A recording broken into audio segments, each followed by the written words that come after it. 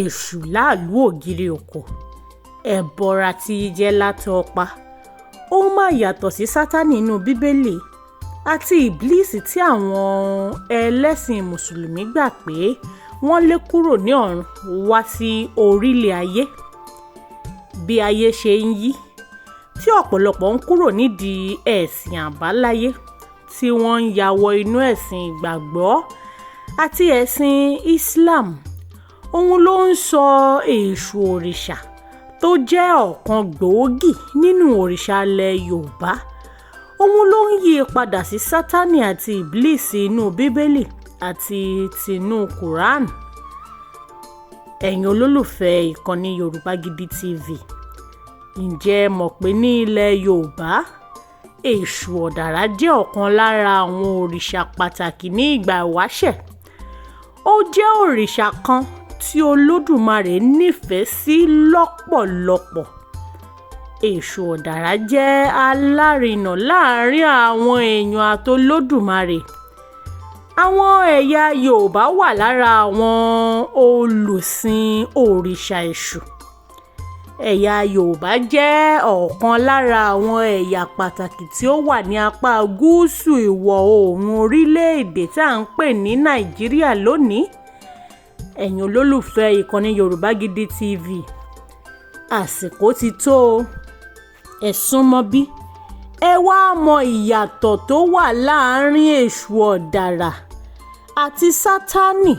Èṣù ọ̀dàrà kì í ṣe sátánì o. Báwọn èèyàn bá hùwà tí ò dáa láwùjọ, wọn á ní iṣẹ́ èṣù ni. Báwọn èèyàn bá hùwà kò tọ́ tàbí wọ́n ṣe ní tí ò jẹ́ kẹ́nìkan ṣe, gbójú wọn bá fẹ́ rí ní tẹ́nìkan ò rí rí, wọn a máa ní kó ṣàwọn jẹ́jẹ́. Èṣù ló ṣe àwọn, kì í ṣe èṣù ọ̀dàrà o. Sátánì ló yẹ kó sọ pé ó ń ṣe àwọn.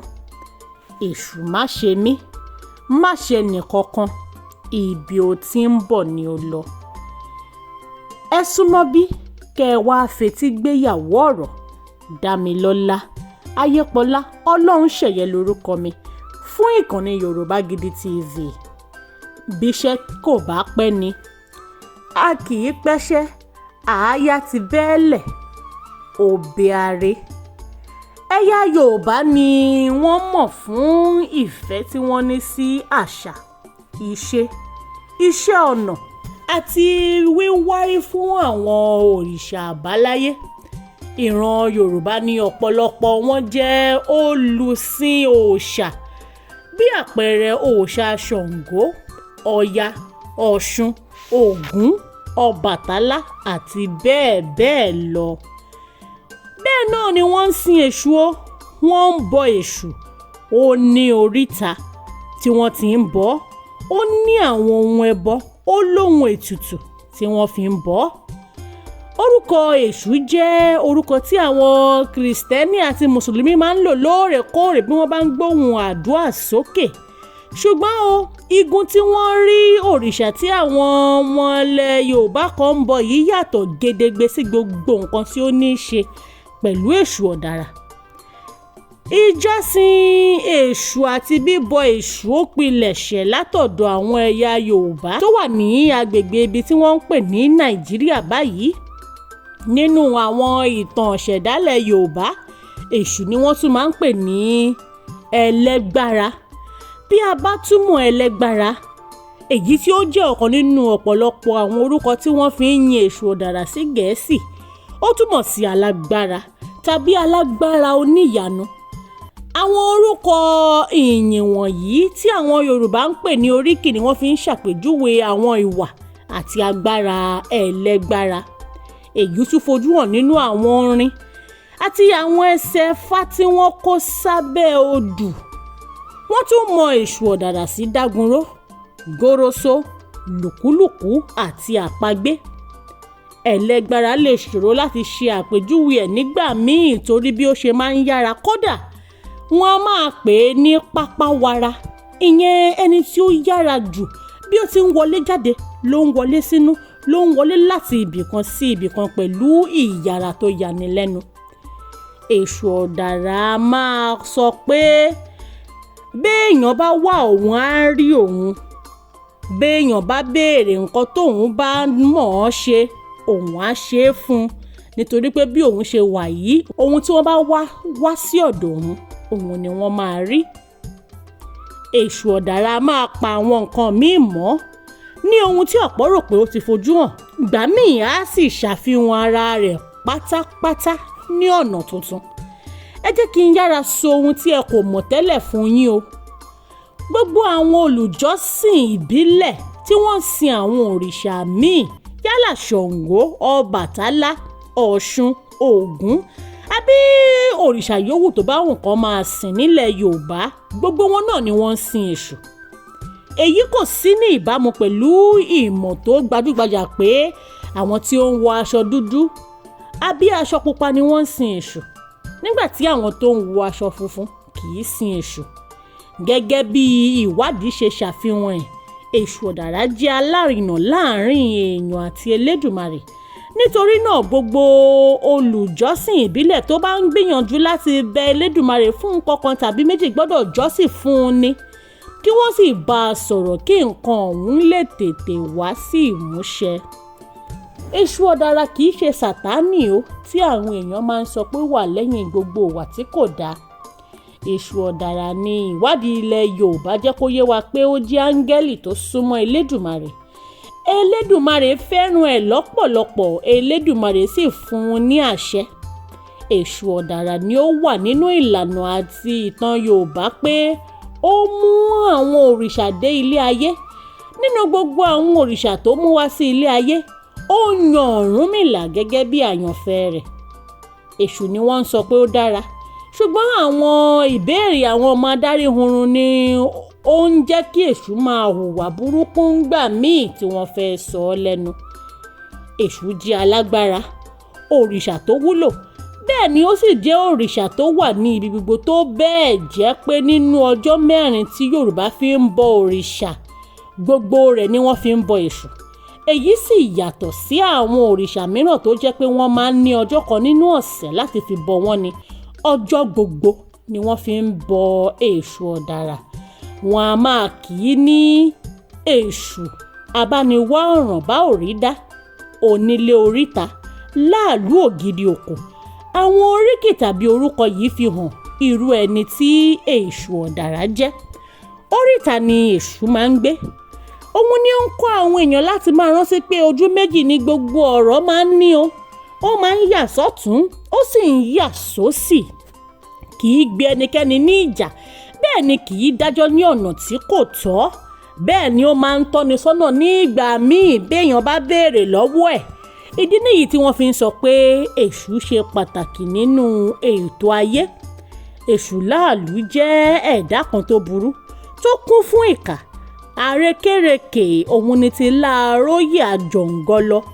Ó jẹ́ ẹ̀dá tó dára bẹ́ẹ̀ kẹ̀, ẹnìkan náà ni àwọn méjèèjì. Èṣù ọ̀dàrà máa ń fi òtítọ́ àti ìwà ọmọlúàbí fù ní gbogbo ìgbà ni. Ìránṣẹ́ Olódùmarè ní kọ́kọ́ ni èṣù jẹ́ o. Ó máa ń jíṣẹ́ fún àwọn òrìṣà mìíràn. Bẹ́ẹ̀ náà ni ó jẹ́ alárinà láàrin àwọn òrìṣà àti àwọn èèyàn. Bẹ́ẹ̀ náà ni èṣù máa ń wà nídìí gbogbo ẹbọ àti pínpín ẹbọ fún àwọn òrìṣà yòókù ní ilẹ̀ Yorùbá. Àwọn ẹlẹ́sìn ìbílẹ̀ gbàgbọ́ pé èṣù jẹ́ òrìṣà tó lágbára púpọ̀, tó sì jẹ́ ìránṣẹ́ láàrin ayé àti ọ̀run tó fi mọ́ agbede méjì.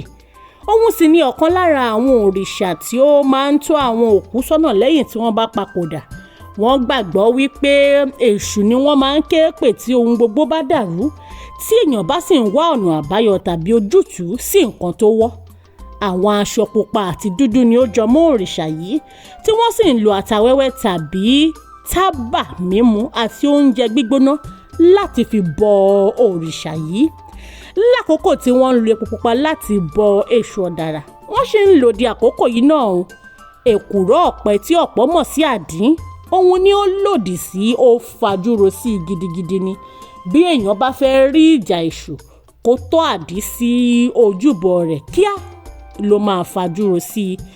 Bí ó tilẹ̀ jẹ́ pé èṣù ọ̀dàrà ní ọ̀pọ̀lọpọ̀ máa ń pè ní ẹlẹ́tàn, onímàdàrú, bákan náà ni ó fẹ́ràn láti ṣe ìgbélárugẹ àṣepọ̀ àti ìṣọ̀kan.